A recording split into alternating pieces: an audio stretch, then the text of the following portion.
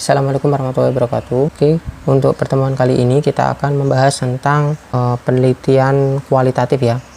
Untuk lebih mudahnya kita akan belajar langsung dari contoh artikel pada ini proceeding seminar internasional dengan judul Profiling Context-Based Mathematics Task Developed by Novice PISA-like Task Designer yang ditulis oleh Ahmad Wahidul Kohar di sini. Di sini saya sebagai contoh artikel ini saya gunakan sebagai contoh untuk kalian bisa memahami tentang bagaimana penelitian kualitatif itu.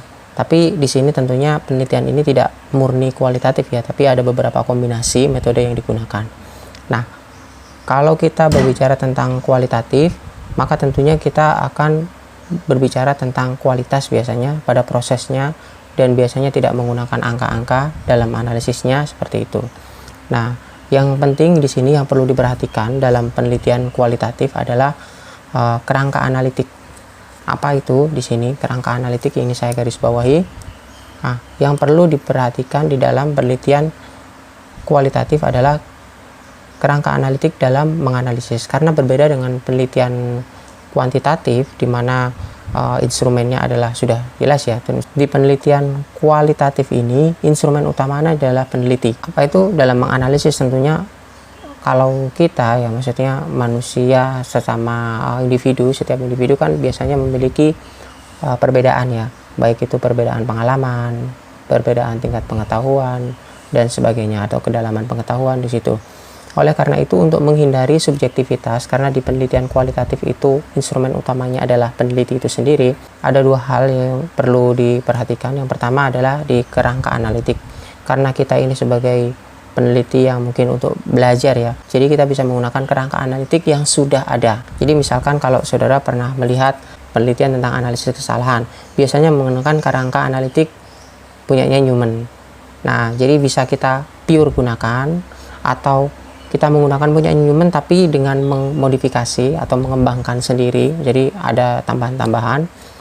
Atau mungkin juga kita bisa mengkombinasi, jadi mengkombinasikan antara beberapa kerangka analitik untuk digabung. Dan yang kedua yang perlu diperhatikan adalah tentang keabsahan data atau rigor, atau menghindari subjektivitas ya, karena dalam penelitian kualitatif kita tahu bahwa saat menganalisis data itu sangat subjektif sekali. Oleh karena itu, untuk menghindari subjektivitas tersebut biasanya menggunakan triangulasi, Nah, untuk triangulasi ini ada beberapa hal triangulasi yang bisa digunakan. Kalau misalkan kita merujuk pada sumber ya, yang sumber utamanya Densin itu, ada beberapa jenis triangulasi. Yang pertama triangulasi data, terus yang kedua triangulasi investigator,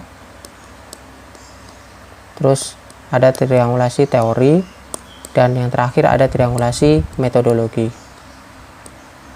Nah, apa itu triangulasinya? Nanti kita bisa bahas lebih lanjut tentang jenis-jenis triangulasi. Misalkan sebagai contoh, ini triangulasi data, berarti triangulasi data membandingkan dua data yang berbeda. Karena untuk menghindari subjektivitas dari data pertama, maka kita misalkan data pertama itu data dari foto. Nah, kita dukung dengan data wawancara seperti itu. Jadi untuk menghindari subjektivitasnya, jadi digunakan triangulasi. Nah, misalkan ini saya contohkan di sini judulnya Profiling Context-Based Mathematics Task Developed by Novice PISA-like Task Designer. Jadi ini memprofilkan tentang konteks-based mathematics task. Jadi soal matematika berbasis kontekstual atau soal matematika kontekstual yang dikembangkan oleh, kalau di sini itu di dalamnya itu student teacher atau calon guru matematika yang mengembangkan tentang soal PISA. Beberapa yang telah dikembangkan itu dianalisis, diprofilkan sesuai dengan profil PISA itu sendiri. Nah, kita lihat di sini nanti.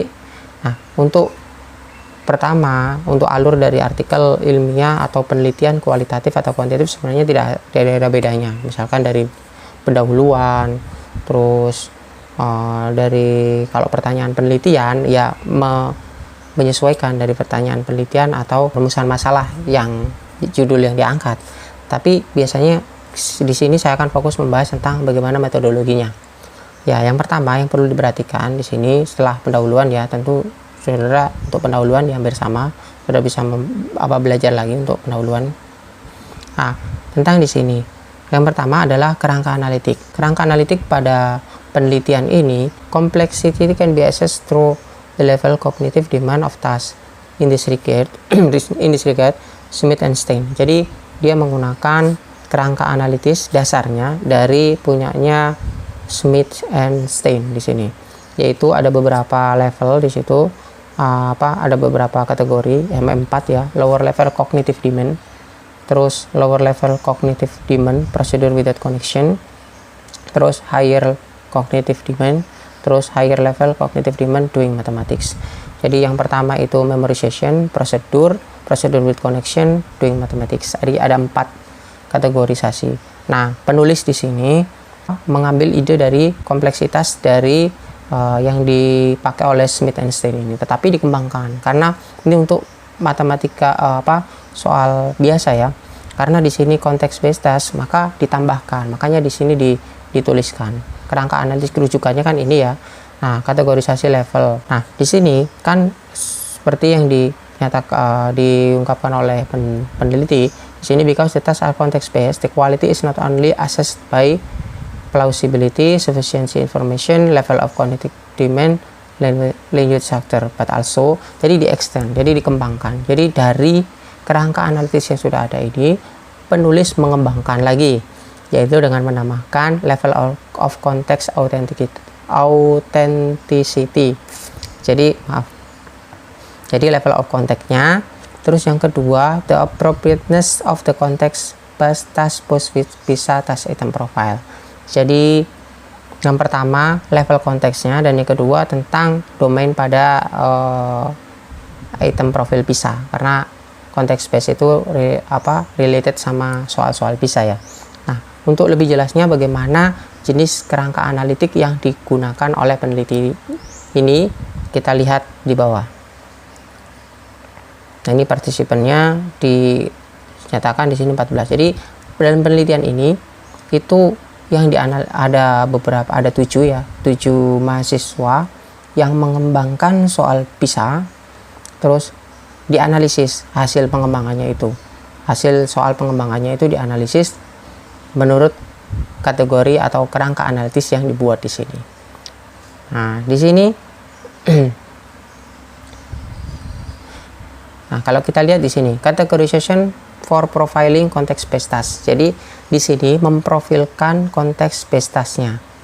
Ada 2 kriteria yang diprofilkan. Yang pertama item profil berdasarkan PISA-nya, sama yang kedua aspek quality.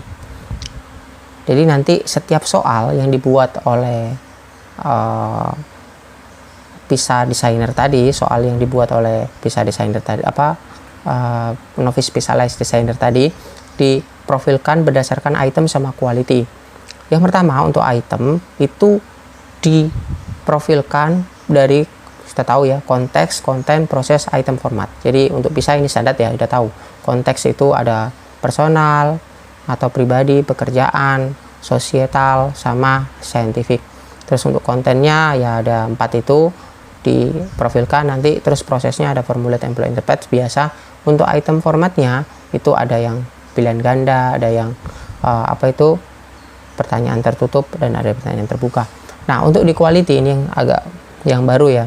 Nah, ditambahkan untuk aspek quality-nya, yaitu dengan meniru tadi yang di kerangka analisis rujukan tadi, tapi ditambahi dengan menambahkan level of context use.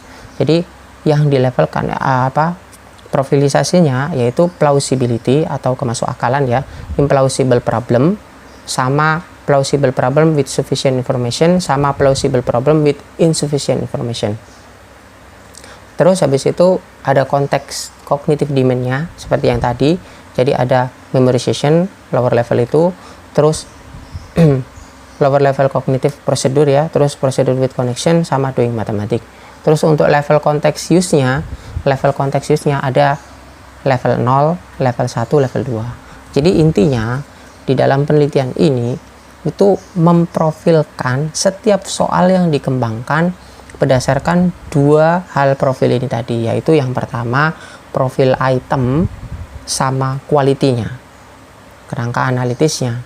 Jadi ini adalah dalam penelitian kualitatif, ini sangat penting. Ini adalah kerangka analitik rujukan peneliti untuk menganalisis lebih lanjut data yang diperoleh nanti, seperti itu. Jadi tidak asal menganalisisnya apa, tadi ada rujukan kerangka analitisnya. Nah, dalam kerangka analitis ini kan kerangka analisisnya saja, tapi nanti setiap item misalkan ini nanti itu sudah ada indikator-indikatornya. Nah, mungkin nggak ditulis di sini indikator-indikatornya karena mungkin sudah umum. Jadi dalam melakukan analisis data dalam penelitian kualitatif itu penting sekali. Yang pertama adalah di kerangka analitisnya supaya tetap pada track atau jalur relnya. Karena kita tidak bisa mengembangkan kerangka analitis sendiri, maka kita gunakan kerangka analitis penelitian kualitatif yang sudah ada. Misalkan seperti ini tadi, level of cognitive demand-nya. Terus bisa juga kalau misalkan kalian melakukan penelitian tentang kesalahan gitu ya, jadi kesalahan human itu apa saja. Kalau misalkan kalian menganalisis kemampuan literasi, mungkin bisa menggunakan kerangka analisis yang sudah ada di PISA seperti itu. Ini adalah contoh-contoh ya, contoh kerangka analitis yang digunakan. Terus yang kedua tadi setelah kerangka analitis adalah keabsahan data. Jadi maksudnya derajat kepercayaan kita penelitian ini absah nggak beneran ya. Kalau di penelitian ini dia menggunakan kombinasi. Jadi walaupun penelitian ini dalam menganalisis datanya itu adalah kualitatif atau peneliti yang menganalisis secara kuali, tetapi di dalam penelitian ini sini untuk melihat reliability-nya dengan menggunakan cara kuantitatif, yaitu dengan menggunakan Cohen-Skappa forensic coding, jadi rater ya. Nah, jadi menggunakan rater untuk setiap kategorinya. Raternya dengan persetujuan ada 3, karena ada 3 author ya, ada 3 penulis, jadi melihat raternya dari ketiga itu. Semakin tinggi berarti nanti semakin reliable seperti itu. Pendekatan ini dipakai untuk menilai kesepakatan antara rater, jadi kesepakatan antar peneliti itu tadi. Jadi menggunakan kalau bisa dibilang ini adalah versi lain dari triangulasi. Kita tidak menemukan di sini dia menggunakan triangulasi, tetapi sebenarnya ini juga bermaksud untuk keabsahan datanya. Kenapa? Karena derajat ini hampir mirip dengan kalau kita melihat di triangulasi itu mungkin triangulasi investigator ya. Tapi kalau investigator dilakukan secara kualitatif. Misalkan untuk menganalisis soal ini, soal yang satunya, 2 peneliti itu, nanti dibandingkan. Tapi di sini tidak, dengan menggunakan derajat angka, dengan menggunakan perhitungan, sehingga analisisnya akan mungkin lebih sederhana biar nggak terlalu banyak. Kalau misalkan dengan subjek yang banyak, otomatis kan yang perlu dilakukan juga banyak, maka dengan perhitungan akan mengefisiensi waktu juga penelitian. Terus selanjutnya kita lihat di result. Dalam menganalisis memang penelitian ini menggunakan teknik kualitatif. Jadi kualitatif dalam memprofilkan tadi pasti kualitatif setiap penulis, setiap yang investigatornya tadi. Tetapi di sini kita lihat saat menyajikan hasil, nah di sini result and discussion, ternyata sajian hasilnya dikemas secara kuantitatif, yaitu persentase. Jadi mungkin ini nggak murni kualitatif pure ya. Nanti mungkin kalian juga akan menjumpai penelitian yang pure murni kualitatif seperti apa. Tapi untuk di sini ini masih kombinasi.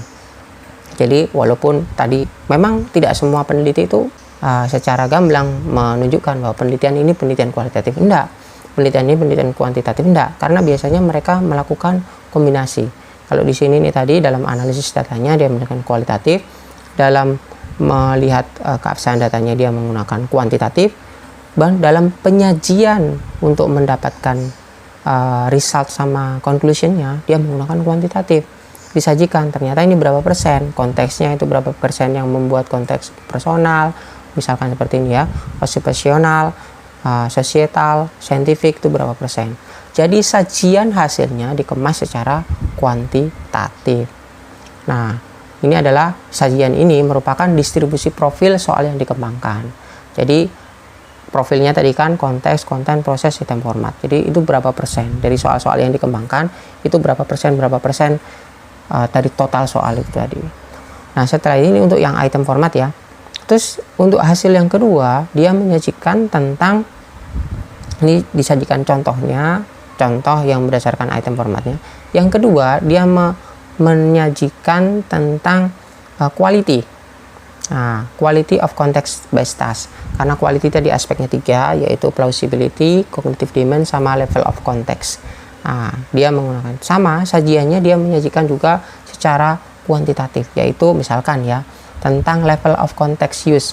Jadi dari semua soal yang dikembangkan itu ada beberapa level of context, yaitu pertama zero order atau level 0 ada 29%, 29,21%. Terus level 1 65 lebih, terus level 2 5%. Nah, dari sini aja kita bisa melihat bahwa ternyata lebih banyak yang menggunakan level 1 untuk konteksnya. Untuk cognitive demand, rata-rata di lower level cognitive demand seperti itu. Yang higher cognitive demand sedikit sekali. Seperti itu. Implausible problemnya juga rata-rata implausible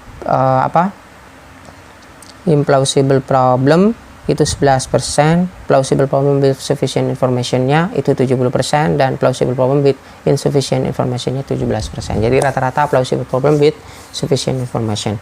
Jadi ini secara umum profilisasinya secara kuantitatif ya, atau disajikan dalam bentuk angkanya. Nah, dia aspek kualitinya juga ini ditunjukkan contoh-contohnya. Nah, terus untuk ditambahi, jadi ini elaborasi peneliti ya, dia menambahkan comments related to the profile of PISA task designed by student teachers. Nah, seperti ini ditambahkan, nanti bisa dibaca ya. Nah, seperti itu. Jadi intinya di penelitian kualitatif ini yang penting untuk diperhatikan adalah kerangka analitis yang digunakan sama keabsahan data, baik itu menggunakan triangulasi atau menggunakan metode lain atau mixed method atau yang lain. Jadi sangat luas sekali.